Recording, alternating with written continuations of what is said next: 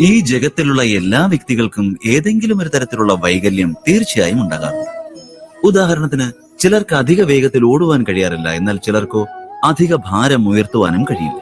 ചിലർ അജ്ഞാത രോഗങ്ങളാൽ പീഡിതരാകുമ്പോൾ ചിലർക്കാണെങ്കിൽ പഠിച്ച പാഠങ്ങളൊന്നും തന്നെ സ്മരിക്കുവാനും കഴിയാറില്ല. ഇതുപോലുള്ള ഒരുപാട് ഉദാഹരണങ്ങൾ ഇനിയുമുണ്ട്. എന്നാൽ നിങ്ങൾക്ക് ഏതെങ്കിലും ഒരു വ്യക്തിയെ അറിയാമോ? നാം ഉദ്ദേശിച്ചത് എല്ലാം പ്രാപ്തമായ ഒരാൾ. വൈകല്യമുള്ള വ്യക്തികൾ അവരുടെ ആ ഒരു കുറവിനെ മാത്രം തങ്ങളുടെ ജീവിതത്തിന്റെ കേന്ദ്രമായി കരുതിയാണ് ജീവിക്കുന്നത്.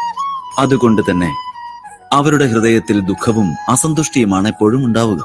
വൈകല്യം മനുഷ്യർക്ക് സാധാരണ ജന്മന അല്ലെങ്കിൽ വിധി വൈപരീത്യം മൂലമുണ്ടാകാം. എന്നാൽ വൈകല്യമുള്ള വ്യക്തികൾ ആ കുറവിനെ തങ്ങൾക്ക് കിട്ടിയ ശാപമായി കരുതി ജീവിക്കുന്നു. എങ്കിലും വൈകല്യമുള്ളവരെല്ലാം അത്തരത്തിലുള്ളവരല്ല. തങ്ങളുടെ ആത്മവിശ്വാസത്താലും പ്രയത്നത്താലും അവരുടെ വൈകല്യങ്ങളെ പരാജയപ്പെടുത്തുന്ന വ്യക്തികളുമുണ്ട്.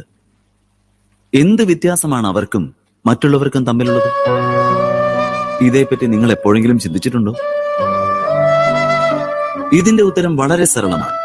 ഏതൊരു വ്യക്തിയാണോ വൈകല്യത്തെ പരാജയമായി കാണാതിരിക്കുന്നത്, ഒപ്പം അതിനെ മറികടക്കുവാനുള്ള സാഹസം ഹൃദയത്തിൽ പ്രതിഷ്ഠിച്ചിട്ടുള്ളത്, അവർ ആ വൈകല്യത്തെ മറികടക്കുന്നതിൽ വിജയിക്കുന്നു. അതിനർത്ഥം വൈകല്യം ഈശ്വരൻ നൽകുന്നത് തന്നെയാണ്. എന്നാൽ ആത്മവിശ്വാസം മനുഷ്യരുടെ മനസ്സ് തന്നെയാണ് നിർമ്മിക്കുന്നത്. ഇതേപ്പറ്റി ഒന്ന് ആലോചിച്ച് നോക്കൂ.